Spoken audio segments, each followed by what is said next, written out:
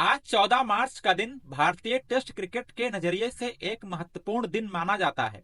23 साल पहले 2001 में आज ही के दिन भारतीय टीम ने कोलकाता में खेले गए टेस्ट मैच में ऑस्ट्रेलिया को हराकर एक ऐतिहासिक जीत हासिल की थी, जिसे भारत के टेस्ट क्रिकेट इतिहास का greatest win of all time भी कहा जाता है।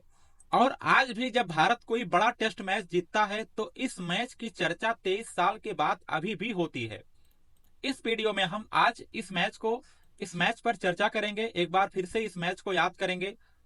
उससे पहले हम इस टेस्ट मैच से पहले का बैकग्राउंड जान लेते हैं। फरवरी 2001 में ऑस्ट्रेलियाई टीम भारत में 3 टेस्ट मैच खेलने के लिए आती है।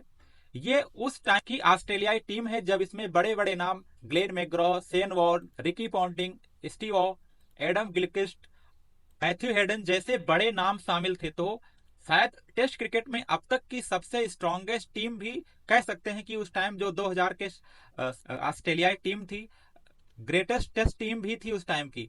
और उससे पहले लगातार 15 टेस्ट मैच हारे नहीं थे ऑस्ट्रेलियाई टीम। इससे पहले वेस्ट इंडीज का रिकॉर्ड था 11 टेस्ट मैच जीतने का, उसको तोड़कर 15 टेस्ट मैच जीतकर ऑस्ट्रेलियाई टीम आ रही थी इंडिया खेलने। तो एक मजबूत टीम थी, जबरदस्त खेल के आ रही थी। बड़े बड़े नाम थे, गेंदबाज, स्पिनर, बैट्समैन, और पूरे दुनिया में उनका राज चल रहा था। जिस तरह से हर जगह जाके वो टेस्ट मैच जीत रहे थे, अब इस सीरीज पर भी उनका निशाना था। वहीं अगर भारतीय टीम की बात की जाए तो सौरव गांगुली की कप्तानी में भारतीय टीम में जो खिलाड़ी थे, खासकर बॉलिंग में वो उन्हें ज्यादा एक्सपीरियंस नहीं था। जहीर खान 3 टेस्ट मैच खेले थे उससे पहले। उसके बाद हरभजन सिंह इस टेस्ट मैच में शामिल किए गए थे। पिछले 1 साल उन पर डिसिप्लिनरी एक्शन लिया गया था, उसकी वजह से वो बाहर थे। इस टेस्ट सीरीज में वो वापस आए थे क्योंकि इससे पहले अनिल कुंबले शोल्डर इंजरी की वजह से बाहर हो गए थे, तो भारत को एक बड़ा झटका लगा था। तो भारत की जो गेंदबाजी थी एक तरह से इनएक्सपीरियंस थी ऑस्ट्रेलिया के कंपेरिजन में। तो वहीं भारत जहां एक कमजोर गेंदबाजी के साथ उतर रहा था, जो उस टाइम पे उतना एक्सपीरियंस नहीं था, वहीं ऑस्ट्रेलिया एक फुल स्ट्रेंथ टीम थी, ग्रेटेस्ट टीम थी उस टाइम की। वो उसके सामने इंडिया को खेलना था। और जब टेस्ट मैच शुरू हुआ, पहला टेस्ट मैच शुरू हुआ वानखेड़े मुंबई में, पहले ही मैच में ऑस्ट्रेलिया ने 10 विकेटों से एक बड़ी जीत हासिल की। उसके बाद सब यही कह रहे थे कि अब ये टेस्ट सीरीज 3-0 से जीतने जा रही है ऑस्ट्रेलिया। मैथ्यू हेडन और एडम गिलक्रिस्ट दोनों ने शतक लगाया था पहले ही मैच में। वहीं भारत की तरफ से सचिन को छोड़कर ज्यादा किसी से बड़ा परफॉर्मेंस देखने को नहीं मिला था इस पूरे मैच में। और भारत पहले ही मैच में 10 विकेटों से हार गया। और इसके बाद अब सीरीज को बचाना शायद भारत के लिहाज से कठिन लग रहा था। भारत की गेंदबाजी भी उतनी अच्छी परफॉर्म नहीं कर पा रही थी इंग्लैंड के बैटर्स के सामने। उसके बाद शुरू होता है 11 मार्च से दूसरा टेस्ट मैच कोलकाता में। और इस मैच में भी ऑस्ट्रेलिया का परफॉर्मेंस बरकरार रहता है, वही उनका डोमिनेंस बरकरार रहता है। 445 रन बना देते हैं पहले इनिंग में। स्टीवा ने शतक लगाया था इस मैच में, मैथ्यू हेडन ने 97 रन बनाए थे। और एक बार फिर से भारत को एक बड़ा स्कोर मिला था दूसरे इनिंग में। और दूसरे इनिंग में भारत की बल्लेबाजी एक बार फिर से फ्लॉप रही, 171 पर पूरी टीम ही आउट हो गई। अब शायद भारत को इस टेस्ट मैच बचाने की कोई आशा नहीं दिख रही थी। और ऑस्ट्रेलिया ने फॉलो ऑन के लिए इंडिया को बुलाया, मतलब अब दूसरी पारी में भी इंडिया को बल्लेबाजी करनी थी, फॉलो ऑन खेल रही थी इंडिया। तो बुरी तरह से पीछे चल रही थी इंडिया। किसी ने अब ऐसे मैच को बचाने की सोची भी नहीं होगी कि इस मैच को भारत बचा भी सकता है, ड्रॉ भी कर सकता है। जीतने की तो कोई बात ही नहीं कर रहा था। लेकिन उसके बाद जो हुआ वो भारतीय टेस्ट क्रिकेट इतिहास में दर्ज हो गया।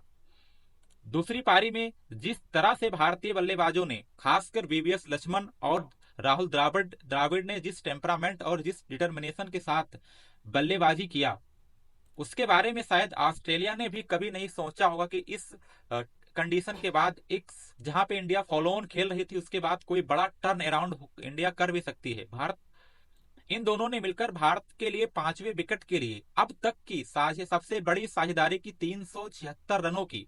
वीवीएस लक्ष्मण ने 281 रन बनाए, जो उस टाइम भारत के लिए टेस्ट में सबसे बड़ा स्कोर था, जिसे बाद में जाके वीरेंद्र सहवाग ने तोड़ा।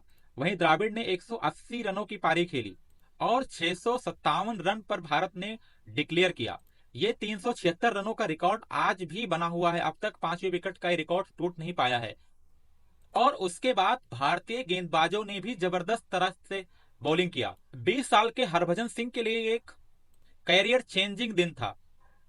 दूसरी पारी में हरभजन सिंह ने ऑस्ट्रेलिया के 6 बल्लेबाजों को आउट किया और इंडिया को इस मैच को 171 रनों से जितवा दिया, जो कि एक बड़ा टर्न अराउंड था। जिस कंडीशन में भारत थी, फॉलो ऑन खेल के इस मैच को जिस तरह से जीती थी, एक ऐसे दबाव के सिचुएशन से ऑस्ट्रेलियाई टीम को उन्होंने हराया था। जिस तरह से डोमिनेंट ऑस्ट्रेलिया के सामने हरभजन सिंह ने गेंदबाजी की, कोई भी बल्लेबाज उनके सामने ज्यादा देर तक टिक नहीं पाया और पूरी पारी 212 रनों पर ऑल आउट हो गई। इस मैच के बाद ही हरभजन सिंह का कैरियर को एक रफ्तार मिल गई। उसके बाद हरभजन सिंह ने जो किया वो दुनिया में जग जाहिर है। लेकिन ये टेस्ट मैच शायद उनके कैरियर का एक ऐसा टर्निंग पॉइंट था, जिससे पहले वो लगातार स्ट्रगल कर रहे थे। केवल उन्होंने 8 टेस्ट मैच खेले थे, उनको बाहर भी किया गया था, 1 साल की बैन लगी थी डिसिप्लिनरी एक्शन की वजह से। लेकिन इस मैच ने शायद हरभजन सिंह को की लाइफ को ही बदल कर रख दिया। और अनिल कुंबले के एब्सेंस में उन्होंने जिस तरह से गेंदबाजी की, के बाद वो इंडियन टीम का एक रेगुलर हिस्सा बन गए। लेकिन ये टेस्ट मैच आज भी भारत के इतिहास का सबसे ग्रेटेस्ट विन माना जाता है। और इसके बाद तीसरा टेस्ट मैच जो कि चेन्नई में खेला गया, उसमें भी भारत को एक कॉन्फिडेंस मिला, मोमेंटम मिला और वहां भी ऑस्ट्रेलिया को उन्होंने 2 विकेटों से हराकर इस टेस्ट सीरीज को 2-1 से जीता। तो पहले मैच में बुरी तरह से हारने के बाद दूसरे मैच में भी फॉलो ऑन खेलने के बाद भी भारत ने उस टेस्ट सीरीज को उस ऑस्ट्रेलियाई टीम के सामने हराया था, जिसे all time greatest test team भी कहा जाता है।